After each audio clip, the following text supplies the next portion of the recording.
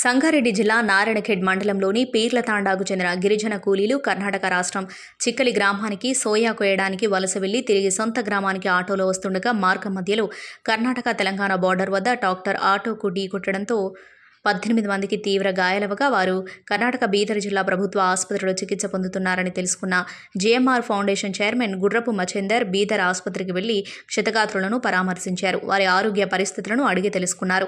వైద్య ఖర్చుల నిమిత్తం అందరికీ ఆర్థిక సహాయం అందజేశారు. ప్రమాదం జరిగి 2 రోజులవుతున్నా ఇప్పటికీ ప్రభుత్వం స్పందించకపోవడం చాలా బాధాకరమైన విషయం. ఇప్పటికైనా ప్రభుత్వం స్పందించి చికిత్స పొందుతున్న వారికి ఎక్స్గ్రేషియా అందించి ఆదుకోవాలని, అలాగే నారాయణఖేడ్ ప్రాంతంలో గిరిజనులు అధికంగా ఉన్నారని, ఇక్కడ వారికి ఎలాంటి ఉపాధి లేక వలస వెళ్లి ప్రమాదానికి గురవుతున్నారని, వలసలను అరికట్టడానికి నారాయణఖేడ్లో ఇండస్ట్రీలు ఏర్పాటు చేసి గిరిజనులకు ఉపాధి కల్పించాలని ప్రభుత్వాన్ని కోరారు.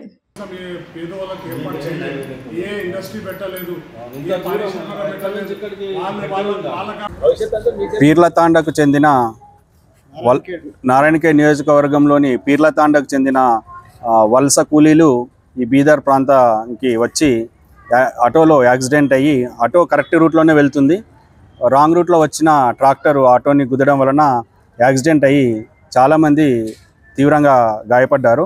వాళ్ళని పరామర్శించడానికి ఈ బీదర్ పట్టణంలో ఉన్న గవర్నమెంట్ హాస్పిటల్కి మా టీం జిఎంఆర్ ఫౌండేషన్ సభ్యులందరితో కలిసి ఇక్కడికి రావడం జరిగినది. ఇక్కడ ప్రస్తుతం 5 పేషెంట్స్ ఉన్నారు. వాళ్ళు సోనీబాయ్ ఉన్నారు, అలాగే నందినిబాయ్ ఉన్నారు, ప్రకాష్ ఉన్నారు, అలాగే శారదాబాయ్ ఉన్నారు. వీళ్ళందరినీ నేను పరామర్శించి వాళ్ళ ప్రస్తుత పరిస్థితి ఏంది అనేది తెలుసుకోవడం జరిగినది. ఈ అందరి పేషెంట్స్ కూడా విపరీతమైన నొప్పులతో బాధపడుతూ ఉన్నారు. వాళ్ళకి ఏదో మా నామమాత్రపు కొంచెం ఆర్థిక సాయం కూడా మా ఉడత సాయం లాగా మేము చేయడం జరిగినది మా ఫౌండేషన్ తరఫున. నేను ఈ వలస కూలీలకు సంబంధించిన సమస్యలు నేను ఎప్పటి నుంచో చూస్తున్నాను, నా చిన్నప్పటి నుంచి కూడా చూస్తున్నాను.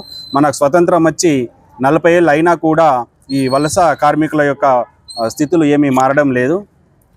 సో ప్రభుత్వం తప్పకుండా వీటి మీద చర్యలు తీసుకోవాలి అని నేను విన్నవించుకుంటున్నాను. ఈ నారాయణఖేడ్ ప్రాంతంలో ఈ వలస కార్మికుల యొక్క సమస్య చాలా తీవ్రంగా ఉంది. ఈ సమస్యని మన స్థానిక ఎమ్మెల్యే, ఎంపీ ద్వారా రాష్ట్ర ప్రభుత్వానికి నేను చేరవేర్చాలి అన్న కూడా నేను కోరుకుంటున్నాను. ఈ వలస కార్మికులకి మనము ఎంతో కొంత ప్రభుత్వం తరఫున ఎక్స్గ్రేషియా కూడా ఇవ్వాలి అని నేను కోరుతున్నాను.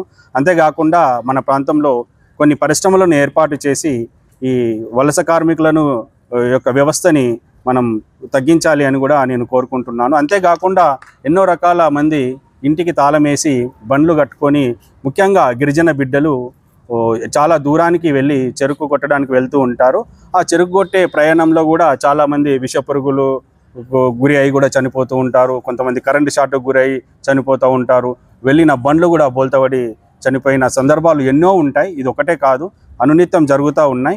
ఇవన్నిటిని అరికట్టాల్సిన బాధ్యత ఇక్కడ ఉన్న పాలకుల పైన ఉంది, రాష్ట్ర ప్రభుత్వం పైన కూడా ఉంది. తప్పకుండా కఠిన చర్యలు తీసుకొని వీళ్ళకు పరిశ్రమలు ఏర్పాటు చేసి వాళ్ళకు ఉపాధి అవకాశాలు కలగజేయాలి.